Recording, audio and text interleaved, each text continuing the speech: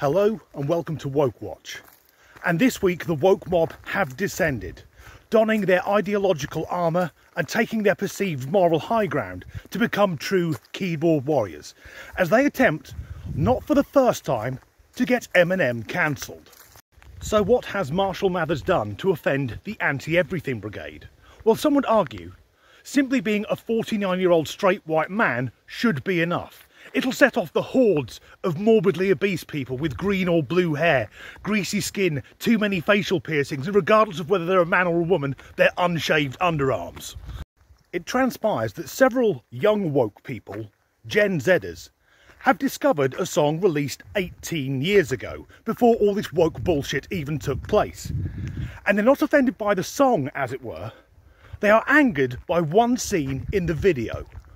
The song in question is My Band by D12, a track I think we can all agree we'd all forgotten about.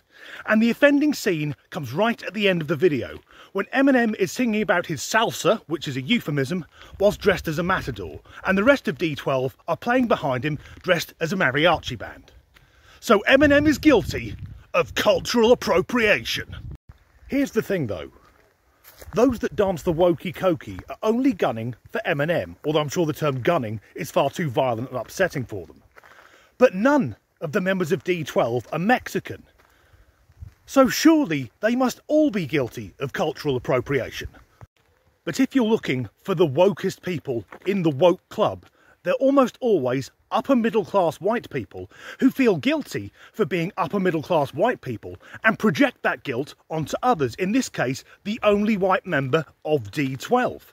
And of course they would never accuse the rest of the band of cultural appropriation or doing anything wrong, because all the other members are black men. And in the mind of the woke white person, without knowing how fucking condescending they're being, the black men must always be the victims who need the woke white person to speak up on their behalf. So here's a couple of the online comments. Oh my god, look at Eminem appropriating everywhere. Everywhere. It's all Eminem does. Once he wakes up in the morning, he's culturally appropriating. He does it in the gym, when he's having a shit. I bet he even does it when he's fucking sleeping. Then there's this one. How is this allowed to exist? Because it was recorded in 2004. That song's now old enough to vote. And back then, if we saw something was a joke, we just laughed at it. We didn't wear ourselves out trying to give a fuck. So last night, I watched the video. Albeit the Safe for TV version has now had so many of the lyrics cut, it's almost a fucking instrumental.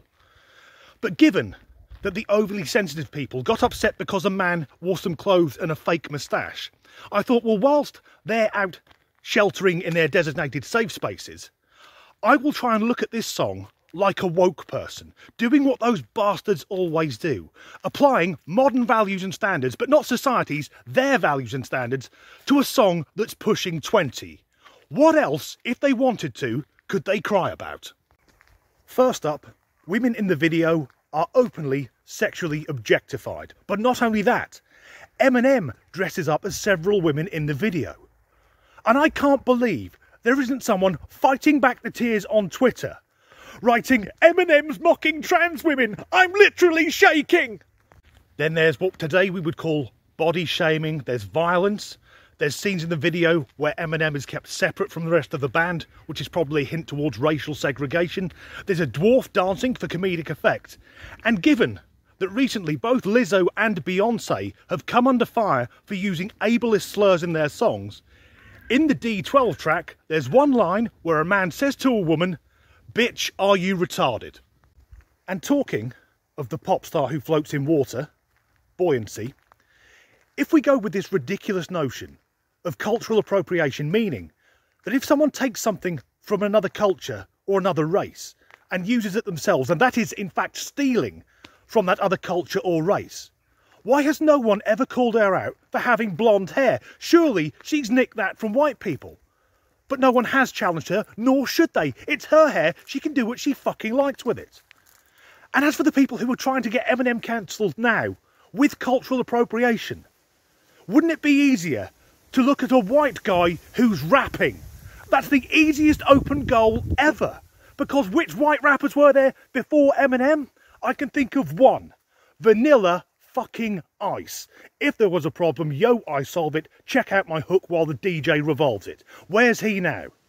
Actually, I don't care, so long as he fucking stays there. And as for the young men, women and non-binary they-thems, who are emotionally scarred because a man dressed up as a bullfighter almost 2 decades ago, well, God help them if they stumble across any of Eminem's solo work. His early albums, the subjects were mainly women are worthless, open homophobia, rape, murder and how much he hates his mother, and then his later work often cites real-world terrorist atrocities such as the 9/11 attacks and the Manchester Arena bombing. I mean, if one of these little woke bastards hears one of those songs, they'll need to be fitted to a hospital drip so they don't die of dehydration from constantly crying. And I don't know why they're trying to get him cancelled anyway. Because if we listen to our friends who wear tinfoil on their heads, the conspiracy theorists, they claim that Eminem died in 2006 and since then he's been replaced with a robot. So there's that. As ever, thanks for watching.